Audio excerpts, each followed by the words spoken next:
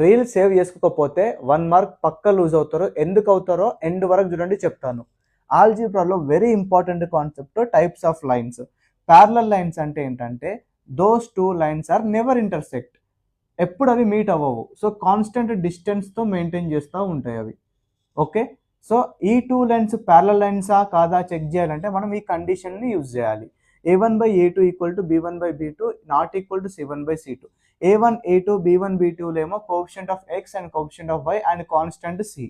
Okay, so ఇప్పుడు ఇవి meet అవ్వవు కాబట్టి దీనికి సొల్యూషన్ అనేది ఉండదు. ఓకే, సో సొల్యూషన్ ఉండకపోతే ఆ లైన్స్ని ఇన్కన్సిస్టెంట్ లైన్స్ అంటాము. Okay, clear.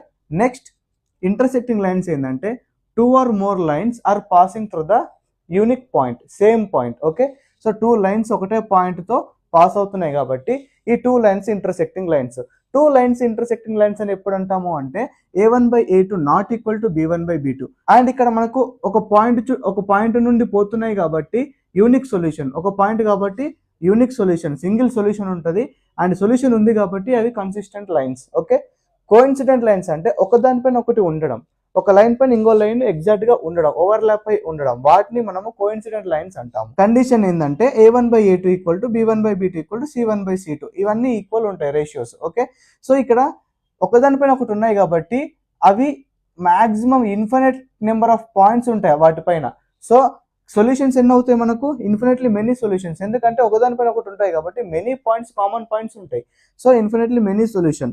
సో సొల్యూషన్స్ ఉంది కాబట్టి అవి కూడా కన్సిస్టెంట్ లైన్స్. ఇప్పుడు దానిపైన అడిగినటువంటి ప్రీవియస్ ఇయర్ క్వశ్చన్ డిస్కస్ చేస్తా చూడండి. Find the value of k if these two lines are coincident అంటున్నాడు. Coincident lines condition c1/c2.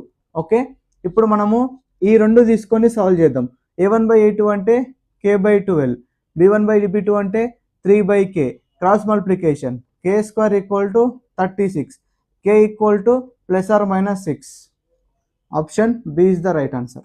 ఈ క్వశ్చన్ రేపు ఎగ్జామ్లో వస్తే ఖచ్చితంగా మీరు 1 మార్క్ అయితే లూజ్ అవుతారు. ఇన్ కేస్ మీరు ఈ క్వశ్చన్కి ఆన్సర్ కమెంట్ చేయకపోతే, ఈ రీల్ సేవ్ అండ్ షేర్ చేయకపోతే, ఎందుకంటే చూసుకుందామన్నా మళ్ళీ దొరకదు. అందుకే సేవ్ అండ్ షేర్ చేసి పెట్టుకోండి.